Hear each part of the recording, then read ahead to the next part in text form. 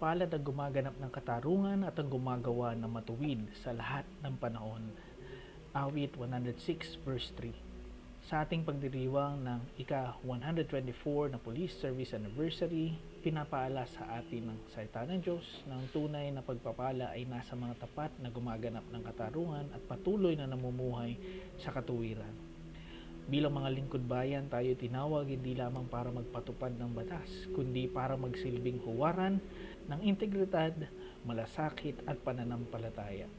Ang ating serbisyo ay hindi lamang trabaho. Ito ay isang misyon mula sa Diyos upang maging ilaw at gabay sa ating kapwa. Manalangin po tayo. Amang Diyos, kami ay nagpapasalamat sa 124 na taon ng paglilingkod ng aming pong pambansang pulisya. Salamat po sa bawat opisyal at kawani na tapat na nagsasakripisyo para sa kapayapaan. Kaayusan, patuloy po kaming bigyan ng lakas, karunungan at pusong may takot sa iyo. Ilayo mo po kami sa mga tukso, gabayan sa paggawa ng tama at pagpalain ang aming mga pamilya.